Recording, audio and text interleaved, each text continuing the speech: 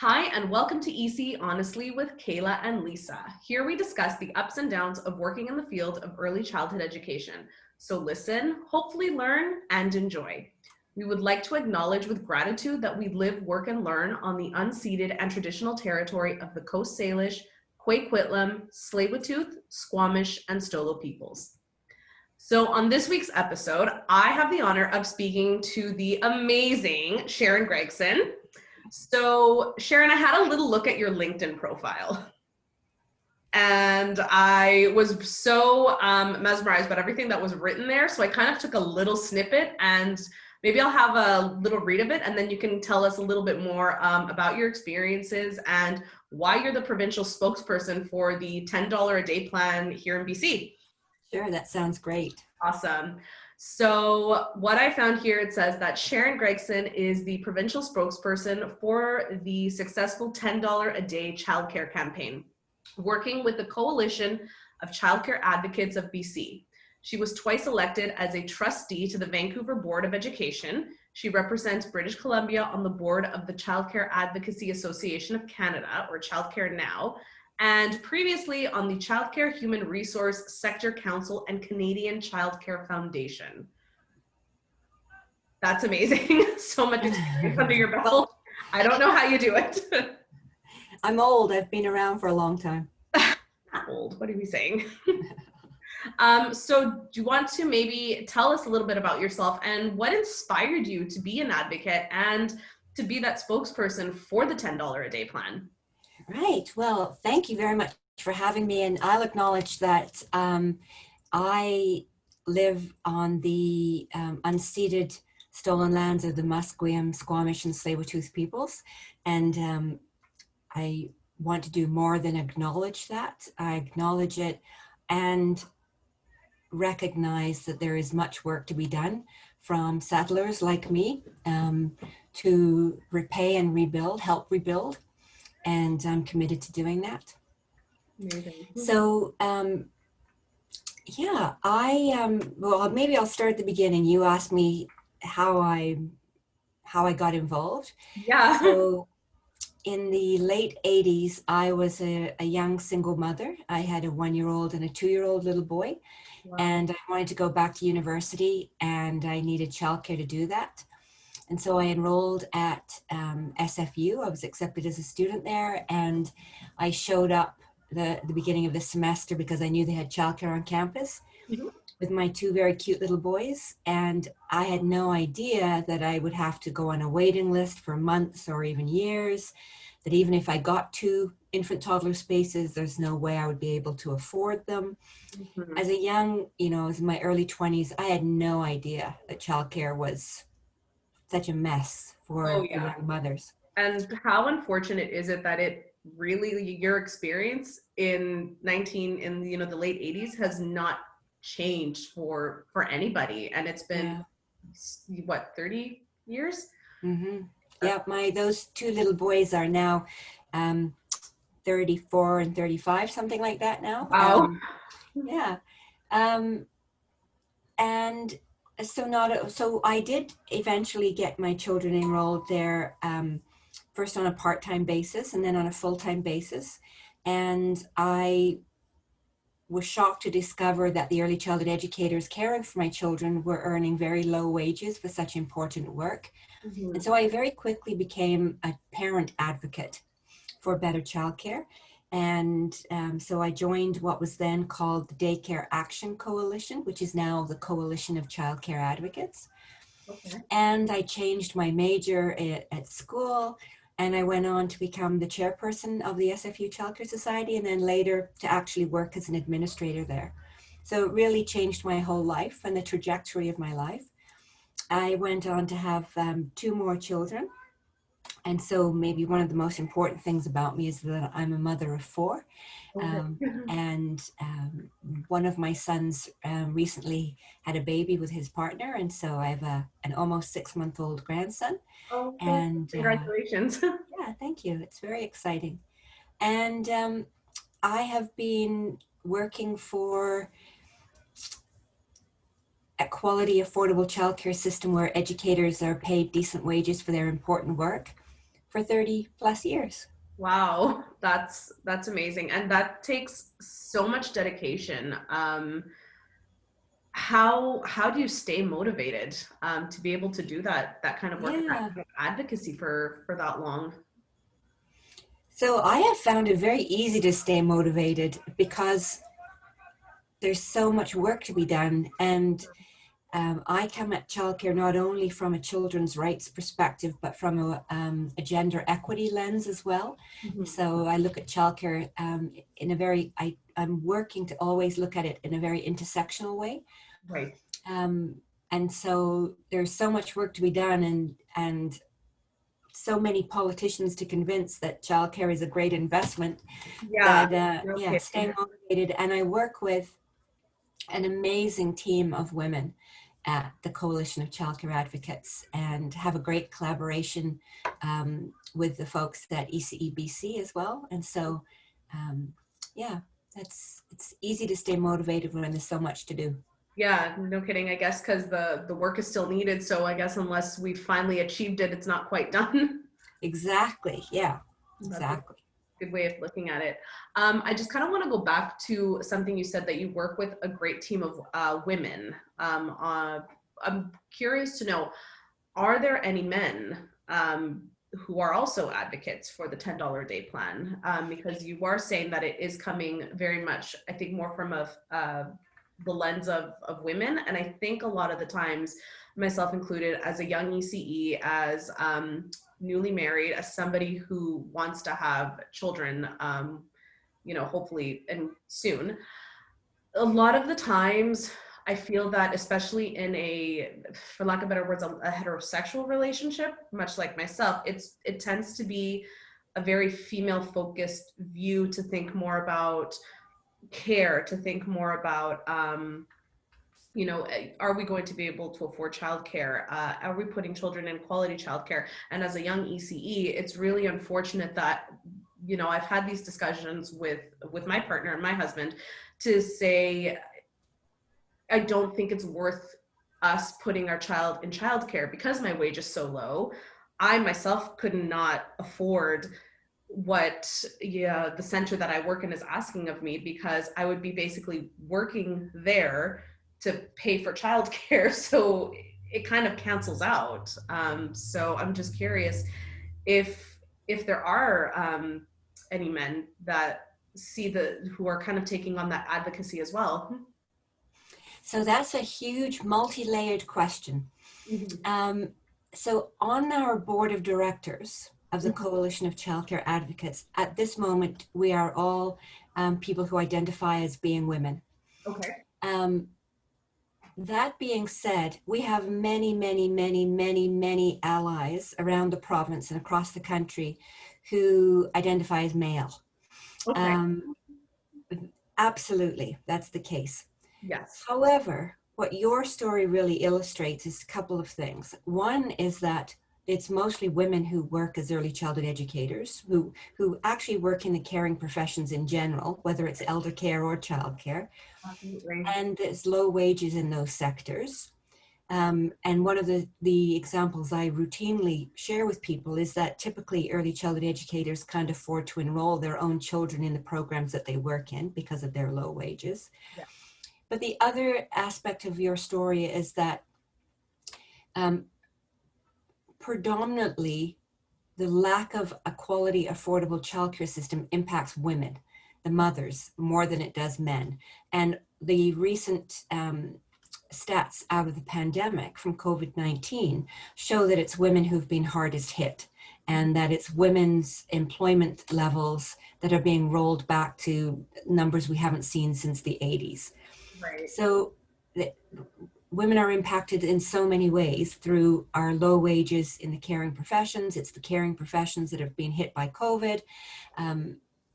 Yeah, so which gives us so many more reasons why we need to build a quality, affordable childcare system. And when I say quality, I mean one that pays educators a decent wage. And we can talk more about the new ECE wage grid that's just been released. Yes. But I would never want to say that we don't have men who are allies as well, because we certainly do. Right. Okay. That's great. I like I think that really clarifies it a lot. And I think more than anything, again, because like you said, this is a predominantly female not industry, but career. Sector, yeah. Yeah, thank you. Mhm. And it is very rare that you find that you do find male ECEs. I think you, like you said before, you will find ECEs who may identify as male, but you will never find, you know, Mhm. yeah. So there are some great men working in childcare that I know, and I at UBC Childcare Services, at Jericho Kids Club, for example, just two that come to mind that have got, and at Eagle's Nest in downtown Vancouver. So there certainly are very talented men in the sector, and it's very much like nursing. It Yeah. was, you know, not so many years ago where all nurses were women, and Mhm. now we have more male nurses. So it's perhaps an evolution. Absolutely. And I just kind of going back to the topic of wages. Would it be fair to say that the lack of decent wages is also something that may I guess may not make it as appealing of a profession? Oh, absolutely. And one of the arguments is why more men have gone into nursing is because over time, the salaries have increased. And so it's been more of an attractive field for men. So yes, absolutely, that wages are a recruitment and retention issue, Yeah. period.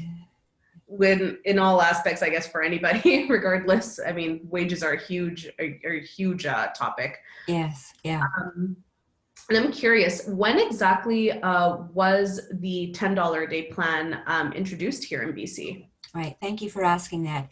So in 2010, the Coalition of Childcare Advocates and the Early Childhood Educators of BC, those two organizations, decided to come together because we wanted to stop just reacting to whatever government was doing or not doing about childcare.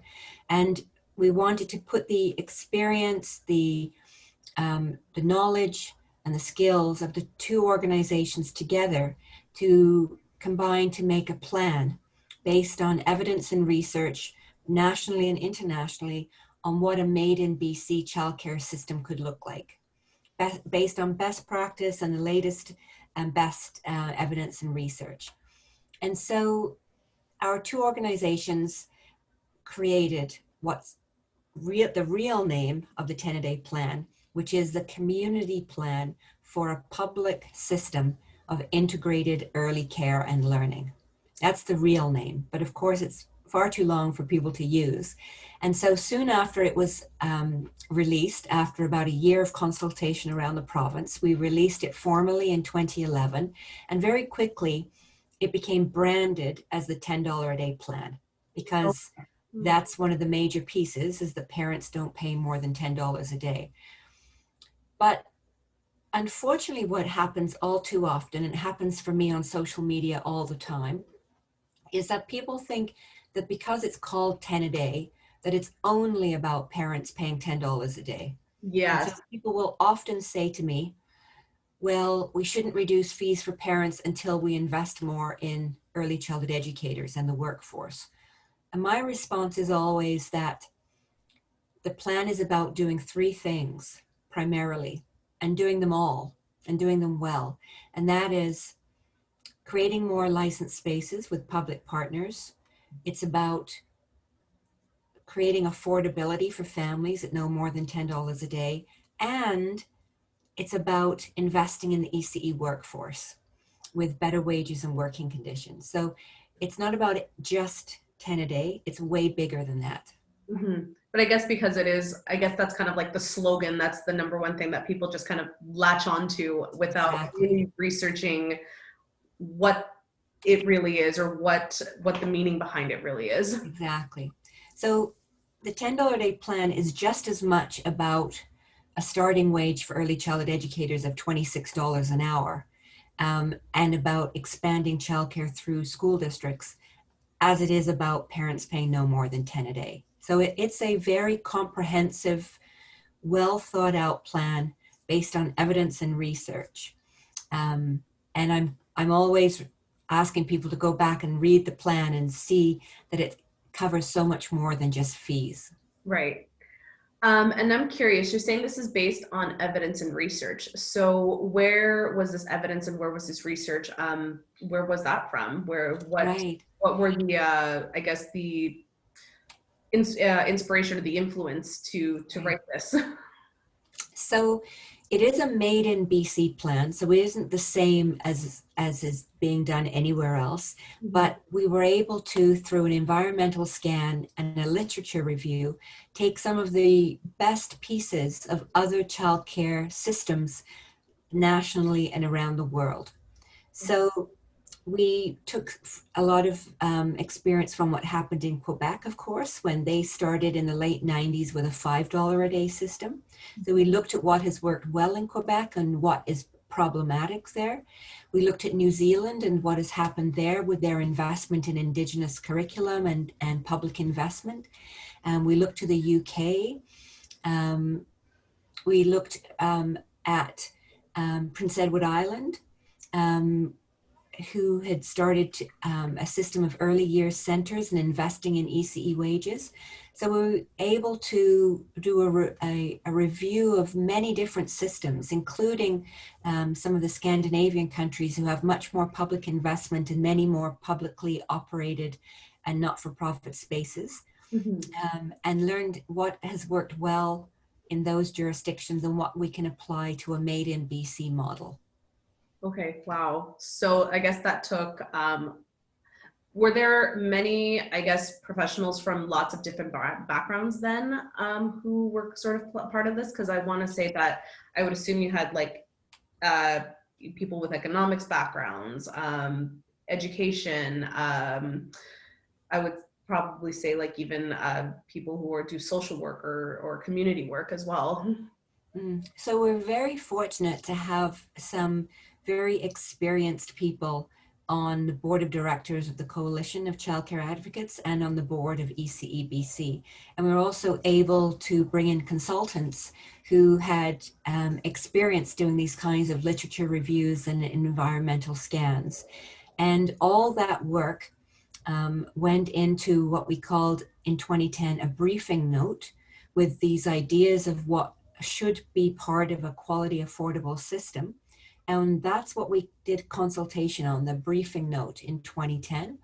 And then it was in 2011 that we took the feedback that we received and tweaked our original ideas and released the plan in 2011.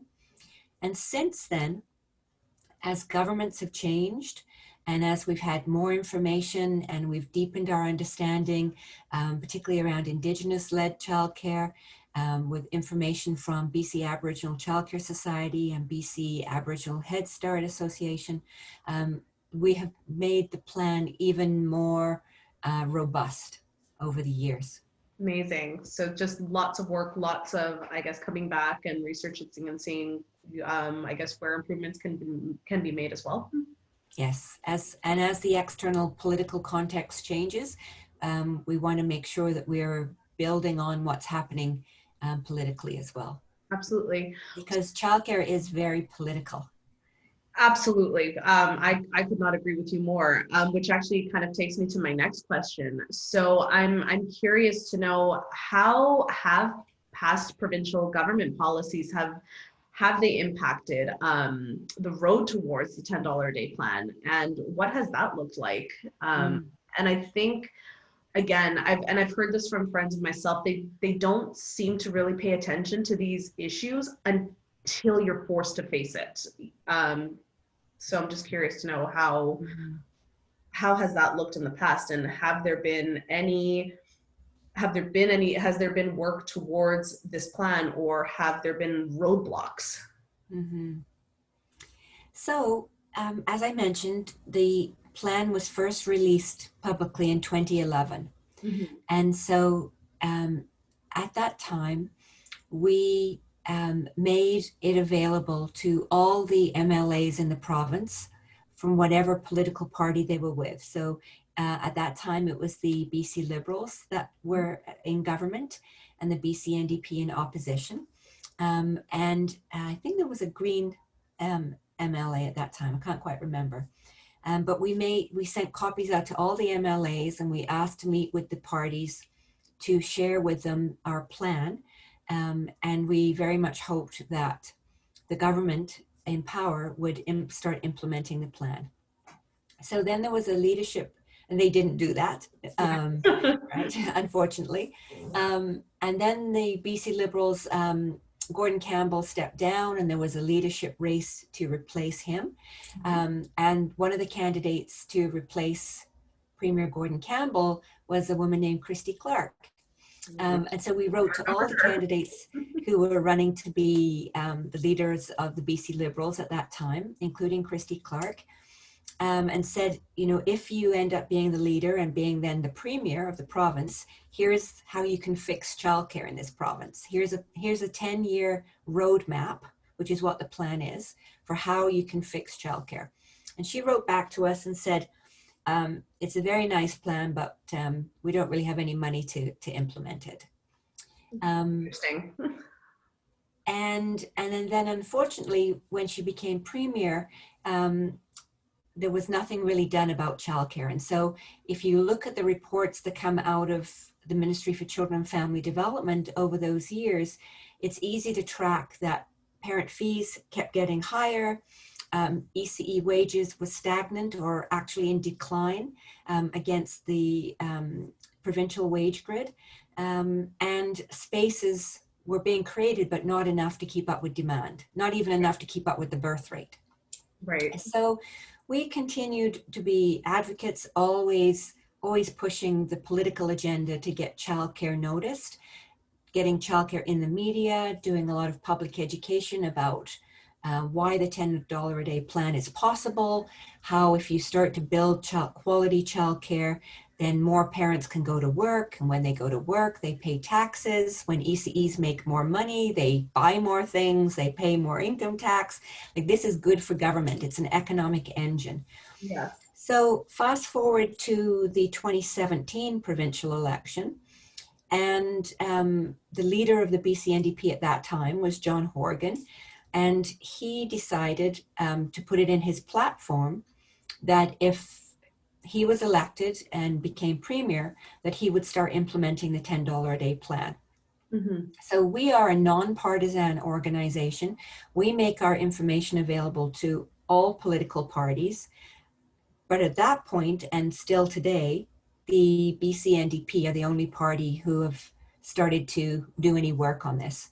So I know this is a long answer. I'm sorry. That's okay. I think all this information is critical, and I think it's good for the listeners to know and to educate ourselves on, because I mean, even myself, I didn't really know anything about the $10 a day plan until I was in school. And at that time, it was a Liberal government. It was Christy Clark and my partner and I, we were reading so much on why the LNG natural gas was a great thing, but not why childcare was a good thing. Mm-hmm. So that was a big influence on both of us to kind of dive a little bit more into why affordable childcare is critical, again, not only to parents, but to us as early childhood educators. So yeah. I think this is a great story, and I'm okay. Yeah. Well, I'll try and be quick and finish up. So fast forward, you know, we let people know that there was one political party that had committed to implement the $10 a day plan if they were elected, because that was the truth. Yes. And sure enough, more people voted for parties that committed to childcare, which was the NDP and the Greens. Mm-hmm. Although the Greens had quite a different platform, but still they were supporting childcare investment. And so when John Horgan became premier, the first full budget that his government released was in April of 2018. Mm-hmm. And he and the finance minister, Carol James, a female finance minister, who is a big childcare advocate herself, they announced $1 billion new for childcare over 3 years, which is huge. That kind of spending on childcare never happened in BC before. No, that's never been heard of. So that was 2.5 years ago. And so since then, we've seen ECE wage supplements of $2 an hour, implemented. We've seen the $10 a day prototype sites, but more than just 10 a day in the prototype sites, there are, since this was launched in April 2018, there's over 32,000 children whose families have paid $10 a day or less for their childcare because of the affordability benefit. And there's been funding committed, not just promised, but actually committed for 20,000 new spaces. And many of those are up and running already. So it's not enough, and it's certainly not perfect. Of course. But over the last 2.5 years, there's been more progress on childcare than in the previous 16 years. And that is not a partisan comment. That is the truth based on statistics and the actual government's own numbers. Right. That's incredible. I know we had heard a little bit about I think it was called the reduced fee incentive, if I'm not mistaken. So we're talking about. Yeah, so there's the prototype sites where all families who are registered in those sites pay $10 a day. You don't have to, show your pay stub to prove that you should get it. Just everybody who's enrolled in that program gets childcare for 10 a day. And that's the way it should be. Absolutely. But in all other programs, there are two things at play. One is called the Fee Reduction Initiative. And if you are a full day licensed program for infants and toddlers or 3 to 5 year olds, all the families in your program receive the fee reduction. And so if you're in a 3 to 5 program, it's $100 a month. I'm talking about group care. And if it's an infant toddler, it's $350 a month. Okay. If you're in licensed family care, the numbers are smaller. Right. But all families, all the spaces qualify for that. Okay. And then on top of that, there's something else called the affordability benefit, which is more like a subsidy where families have to apply for it based on their income. If they earn up to $111,000 a year, they qualify for, it's kind of like a super subsidy. Right. But it's called the affordability benefit. So all those things have reduced fees over the last 2.5 years. I mean, they're still crazy high. Yes. But they would be worse if these measures weren't in place. Absolutely. And now just kind of going back, I want to say maybe to skeptics. I've heard a lot when I myself have tried to speak to, and I guess defend the $10 a day plan. A lot of people who maybe are not as informed have this idea that we have subsidy and therefore this is good enough. But it isn't. Yeah. So maybe, I mean, a subsidy is what? I don't even know how much that covers a month myself, or who can even apply for it. And I think it's very specific to a very small percentage of the population. And even then it almost is nothing. So the subsidy has improved under this government. There's more families qualify and the dollar amounts they can access are larger. Okay. The problem though is bigger than that. The problem is that subsidy is no way to make childcare affordable. We don't income test families before they go to their local elementary school and give them a subsidy so they can go to grade 2. Right? We don't income test people before they use their local swimming pool and decide, okay, you only have to pay $2 because you're a poor family to go swimming, but you have to pay $20 because you're a rich family to use the pool. Right. We don't income test people before they use the local library, right? We don't income test people to use any other public service besides childcare. And that creates a whole level of unnecessary bureaucracy, and it becomes a barrier for many people to attend. So if your English is not your first language that you're comfortable in, or if, dealing with paperwork and having to find your pay stubs or explain why you need childcare, having to go through that application process in and of itself is a barrier for families. And we don't do that to people for anything else other than childcare, right? Make them prove that they're poor enough to need it. Right. So our approach is that childcare should be like elementary school. Mm-hmm. That if you're a family who wants to send your child to childcare, that your family wants or needs it, that it should be available to you. The same way that kindergarten is available to all families who want or need it in British Columbia. Right. Without income testing, without looking at how much money your mom has, or if your dad has a good job, or where you live. You just, if your family wants to send their 5-year-old to kindergarten in this province, then that's what happens. And we think that childcare should be built in the same kind of way. So I guess then that also comes back to the idea that as a society, we're slowly starting to get away from this idea that education really only begins at 5, versus the idea that education begins at infancy, and childcare is not just babysitting. And this is something that Lisa and I, we are huge believers in, and that we've fought people on, is to say that we are not babysitters, we are educators, but our specialty is that we are trained, we are educated, we learn how to be educators for children under the age of 5. For young children, exactly. Yeah, yeah. And so I guess it's going to still kind of take this this advocacy work and this work to continue trying to push that societal lens, I guess, and make it different, and make it known that we are as important as elementary school teachers, as high school teachers. Exactly. So, and that will never happen as long as childcare stays in the Ministry for Children and Family Development, which is primarily a child protection ministry. Okay.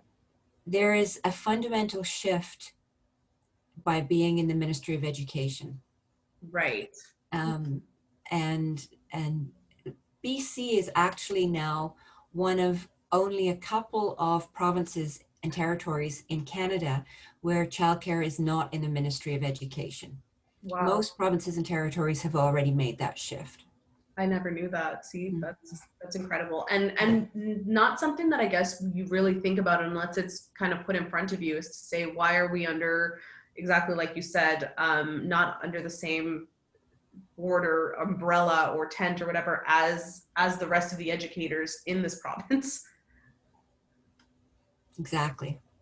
And now, but going off that, I know, we were talking about how childcare is something that people use more in the sense, I think childcare is very much a luxury in the sense that if you use it for want versus for need.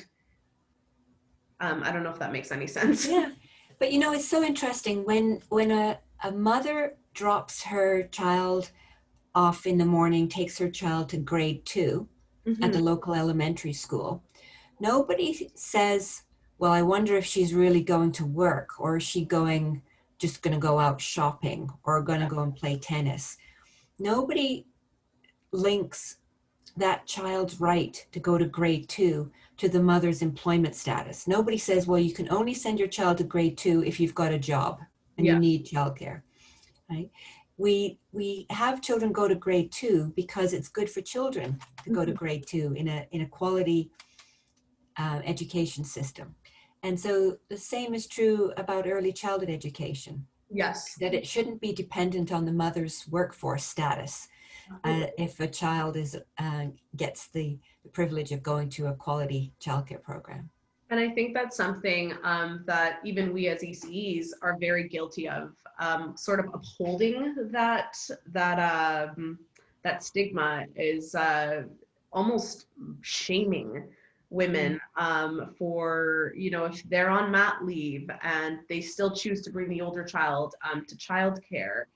It's not uncommon that sometimes you do hear from ECEs, like, she's on mat leave, I don't understand why she's bringing this child here. Or if that mother wants to take a day off for herself and get her hair done or get her nails done, or do some self-care on herself, that there is that chat again around the ECE, from the ECE, saying she's got a day off, she can spend the day with her child. Yeah, it's true. And part of it, I wonder if that's because childcare is so scarce You know, we've only got enough childcare in British Columbia still, and in fact across most of Canada, for about 20% of children. And Right. so when childcare is scarce and there's not enough early childhood educators and they're not well enough paid and fees are high, we have a system built on scarcity, Yes. not a system built on rights. And Right. I wonder if that colors all our thinking.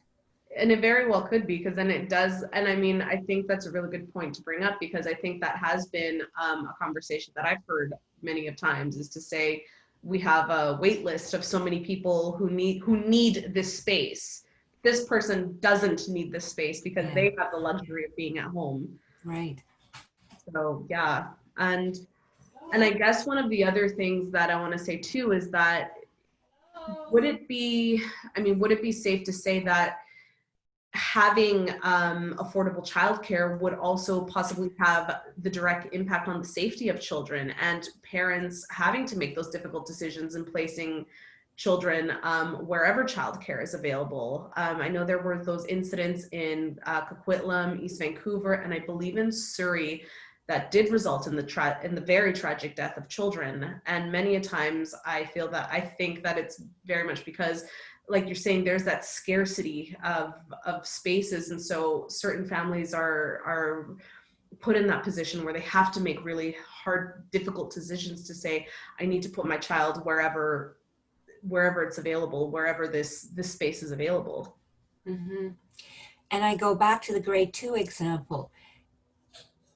Parents don't ever find themselves in a position to say, well, there's no room in the grade 2 for my child at a local elementary school, so I'm just going to have to find an underground, illegal, unlicensed grade 2 provider and hope that it works out okay. Mm-hmm. Right? We make sure that our education system can provide care for all the children who need grade 2, whether they live in Nanaimo or Terrace or Kelowna or East Vancouver. And so if we can do it for children in elementary school, we can do it for children in childcare as well. That's why, though, we've always said it would take 10 years to build a system, because you can't create those spaces overnight. You Yeah. can't educate the educators that quickly. It takes time to actually build a system, not just expand a market. Right. And that's what we need to do. And And in fact, that's what government has started doing. And before we sign off on this, I want to ask you, what advice would you give to us as young educators, or new or mature in the field, or even just new parents, or young people who maybe this has not impacted yet, but this could have an impact on their future? So if you are an educator, I would say I can almost be 100% certain you are not earning the wages that you should be. And so I would say, remember that childcare is political, and that it isn't just about your passion for working with young children. You're actually in a very political sector. And so you need to vote for political parties that will make a difference for your sector. And that means provincially and federally. Mm-hmm. But right now, of course, we're in the middle of a provincial election. So Right. pay attention to what the leaders are promising. The $10 a day plan is not just a slogan, it is a plan. And we need government to follow through on implementing it. Whoever is elected needs to invest in the 10 a day plan. So I would say to educators, vote, pay attention to what's being promised politically, and join ECEBC or join the Coalition of Childcare Advocates. Have your voice heard and support those who are advocating for your profession. Amazing. Thank you so much, Sharon. Are there any links or social media or websites in which we can educate ourselves more on this very important information? Yeah, thank you for asking. And what a pleasure to talk to you. It's today. Thank you so much for the opportunity. absolutely. So super important, go to tenaday.ca and sign the petition and sign up to get our e-blasts. We only send out about one a month, so you're not going to get bombarded, but it'll keep you up to date with what's happening politically with childcare in the province. So that's tenaday.ca. You can go to the Coalition of Childcare Advocates website and become a member. It's $10 for students to become a member. And when you do become a member, it gives you a dual membership in the Provincial Advocacy Association and nationally in Childcare Now, who's advocating for federal investment in childcare. That's the Affordable Childcare Plan federally. Yeah, so it'll be great. Follow us on Facebook, Twitter, Instagram. We're busy. Awesome. Yeah. Well, thank you so much to the audience for listening to this week's episode of ECE Honestly. If you have any questions or comments, if you'd like to know more information that maybe we can always send to you, feel free to send us an email at ecehonesty@gmail.com, or you can always DM us on our Facebook page, or sorry, not Facebook, Instagram at ECE Honestly.